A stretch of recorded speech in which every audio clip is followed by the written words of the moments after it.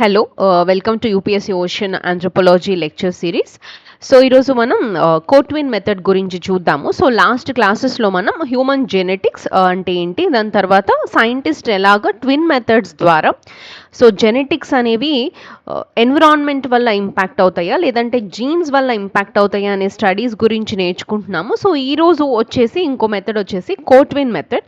So cotwin method అంటే it's a controlled comparison between the one twin and the cotwin. అంటే ఇప్పుడు so twin స్టడీస్లో ఏం చేసాము, ఇద్దరు ట్విన్స్ ఉంటే ఇద్దరు ట్విన్స్ మీద మనం జీన్స్ ఇంపాక్ట్ చేస్తున్నాయా లేదంటే ఎన్విరాన్మెంట్ ఇంపాక్ట్ చేస్తుందా అనే స్టడీస్ని చూసాము. ఇప్పుడు కోట్విన్ మెథడ్లో ఏం చేస్తామంటే ఒక ట్విన్కి ట్రైనింగ్ ఇస్తాము, ఇంకొక ట్విన్కి ఏంటి ట్రైనింగ్ ఇవ్వకుండా నార్మల్గా ఉంచుతాము. సో ఆ ట్రైనింగ్ ఇచ్చినప్పుడు ఈ ట్విన్ ఎలా పర్ఫామ్ చేస్తున్నాడు, ఇంకొక ట్విన్ ఎలా పర్ఫామ్ చేస్తున్నాడు అని చూసేదాన్ని మనం కోట్విన్ మెథడ్ అని చెప్పి అంటాం. Okay, so this is about the thing. So ఒకసారి మనం క్లియర్గా చూద్దాము.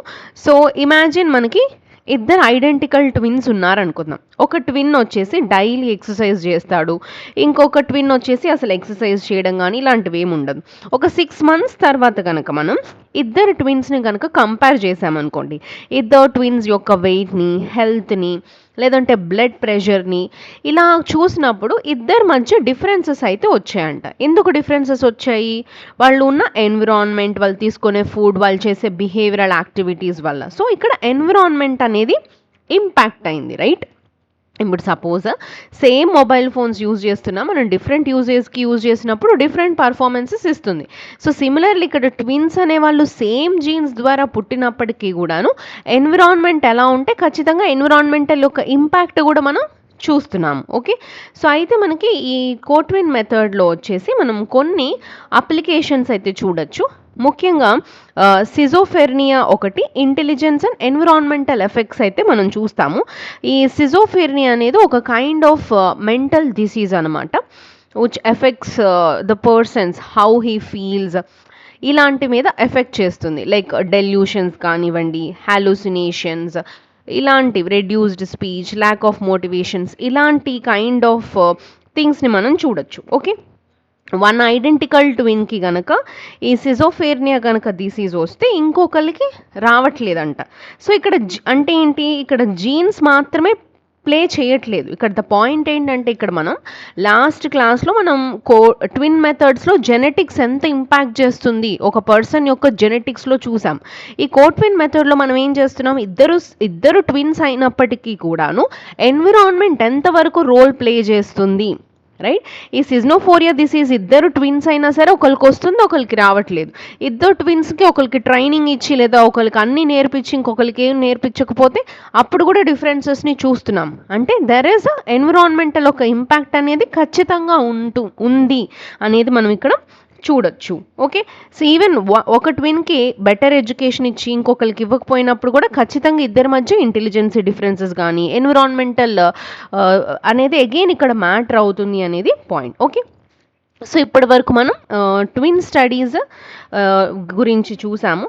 కానీ సైంటిస్ట్లకి ఇంకొక క్వశ్చన్ అయితే వచ్చిందంట. ఏంటి, సపోజ్ వచ్చేసి ఈ చైల్డ్ని బయలాజికల్ పేరెంట్స్ దగ్గర పెరగకుండా ఒక అడాప్టివ్ పేరెంట్స్ దగ్గర పెరిగాడు అనుకోండి, అప్పుడు వాళ్ళ యొక్క జీన్స్ కానీ ఎన్విరాన్మెంట్ అనేది ఎంతవరకు ఇంపాక్ట్ అవుతుంది అని చదవడానికి ఇంకొక మెథడ్ని అయితే తీసుకొచ్చారు. దాన్ని మనం ఫాస్టర్ చైల్డ్ మెథడ్ అంటాం. ఓకే, సో ఎవరైనా ఇప్పుడే క్లాసెస్ అనేది ఈ వీడియో నుంచి అయితే వింటుంటే అంత అర్థం కాకపోవచ్చు. సో ఫస్ట్ నుంచి అయితే వినండి, ఇది యూపీఎస్సీ మెయిన్స్ ఆంథ్రోపాలజీ సిలబస్కి రిలేటెడ్ వీడియోస్.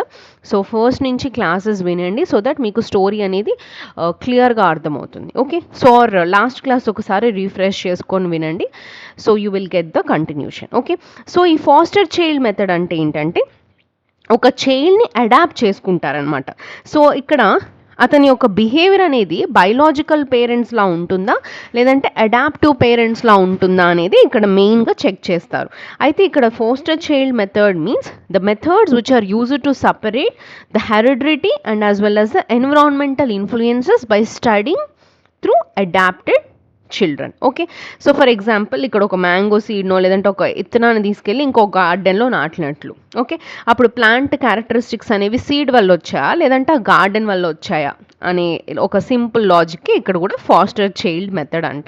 అయితే ఇక్కడ సైంటిస్ట్ వచ్చేసి ఆ చైల్డ్ని బయలాజికల్ పేరెంట్స్ మరియు అడాప్టివ్ పేరెంట్స్తో అయితే కంపేర్ చేస్తారు. ఆ చైల్డ్ ఒక రిజంబల్ అనేది బయలాజికల్ పేరెంట్స్లా కనుక వస్తే అక్కడ జీన్స్ అనేవి ఇంపార్టెంట్ అని మనం చెప్పచ్చు. లేదా అదే చైల్డ్ యొక్క రిజంబలింగ్ అనేది అడాప్టివ్ పేరెంట్స్లా కనుక వస్తే అక్కడ మనం ఎన్విరాన్మెంట్ అనేది ఇంపాక్ట్ అయిందని మనం చూస్తాము. Okay, so foster child means separate heredity and environmental influences. Different methods use చేస్తాం. సో ర్యాండమ్గా there's placing in the adaptive homes and comparing the intelligency traits. ఇవి మనం ఇంటెలిజెన్సీ కోసం, పర్సనాలిటీ, బిహేవియర్, సోషల్ డెవలప్మెంట్ లాంటి అప్లికేషన్స్ కోసం అయితే ఈ ఫాస్టర్ చైల్డ్ మెథడ్ అయితే సైంటిస్టులు తీసుకొచ్చారు. అయితే మనకి ఈ ఫాస్టర్ చైల్డ్ మెథడ్లో కొన్ని లిమిటేషన్స్ అయితే ఉన్నాయి. ముఖ్యంగా సబ్జెక్టివ్ హోమ్ క్లాసిఫికేషన్ అంటే ఒక అడాప్ట్ చేసిన ఒక పర్సన్ని మనం ఏ క్లాసిఫికేషన్స్ని బేస్ చేసుకొని ఇది గుడ్ హోమ్లో పెట్టాము, లేదంటే ఒక మంచి ఇంట్లో పెట్టాము, లేదా ఒక బ్యాడ్ హోమ్ అనో అలా మనం చెప్పలేం. Because every one have a different opinions. ఇది సబ్జెక్ట్ మీద ఆధారపడి ఉంటుంది కాబట్టి అదొక లిమిటేషన్స్ని మనం చూడొచ్చు. జెనెటిక్ వేరియేషన్స్ అనేవి ఇక్కడ ఇగ్నోర్ అయిపోతున్నాయి. కొన్ని స్మాల్ సైజ్ మీద పాపులేషన్లో మాత్రమే ఈ అడాప్టెడ్ చిల్డ్రన్ని మనం స్టడీ చేయగలం. అందరినీ తీసుకెళ్ళి స్టడీస్ కోసం మేము అడాప్ట్ చేస్తామంటే ఒప్పుకోరు కదా. సో ఇట్లా ఇక్కడ మనం హ్యూమన్ జెనెటిక్స్ అనే స్టోరీలో, ఈ కంటిన్యూషన్ జర్నీలో ఈ అసలు జీన్స్ ఏంటి అసలు ఈ జీన్స్ ఏంటి, ఎలా వచ్చినాయి, ఒక పర్సన్ నుంచి ఒక పర్సన్కి, ఒక జనరేషన్ నుంచి ఒక జనరేషన్కి ఎలా వెళ్తుంది. So genetics is not just only about the transfer of genes or heredity, it is also about the diseases.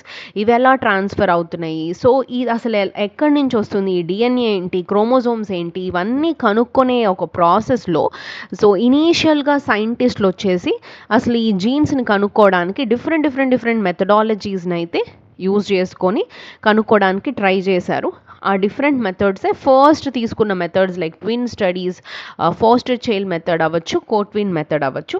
అయితే ఇప్పటి వరకు మనం ఈ మెథడ్స్ అన్నిటికీ ఒక క్వశ్చన్ని మనం ఆన్సర్ చేయడానికి అయితే వెతుకుతున్నాం. ఏంటి, మన జీవితంలో కానీ లేదా హ్యూమన్స్ లైఫ్స్లో కానీ ఆర్ ఎనీ లైఫ్ స్పీషియస్లో జీన్స్ అనేది ఎంత ఇంపార్టెంట్, లేదా ఎన్విరాన్మెంట్ అనేది ఎంత ఇంపార్టెంట్.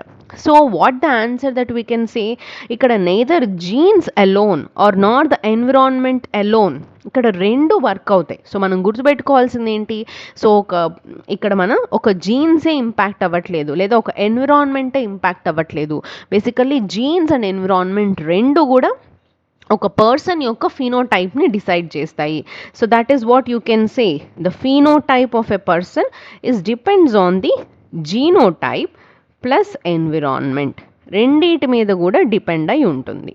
ఓకే, సో ఫీనోటైప్ అంటే ఫిజికల్ ఫీచర్, చూడడానికి ఎలా కనిపిస్తున్నారు అనేది ఆ పర్సన్ యొక్క జీన్స్, ఆ పెరిగిన వాతావరణం ఆర్ ఎన్విరాన్మెంట్ రెండు కూడా డెఫినెట్లీ ఇంపాక్ట్ చేస్తాయి అనే ఒక కంక్లూజన్కి అయితే సైంటిస్టులు అయితే వచ్చారు. ఓకే, సో ఇప్పటి వరకు మనం జీన్స్ మరియు ఎన్విరాన్మెంట్ యొక్క ఇన్ఫ్లుయెన్స్ గురించి అర్థం చేసుకున్నాం కదా. కానీ ఒక డిసీజెస్ అనేవి ఒక జనరేషన్ నుంచి ఇంకో జనరేషన్స్కి ఎగ్జాక్ట్లీ ఎలా ట్రాన్స్ఫర్ అవుతున్నాయి అనే దాన్ని ఒక ఫ్యామిలీ ట్రీ ద్వారా ఎలా ట్రేస్ చేస్తారు అనేది పెడిగ్రీ అనాలిసిస్. అది మనం నెక్స్ట్ క్లాస్లో చూద్దాం. Okay, so thank you for listening and all the best.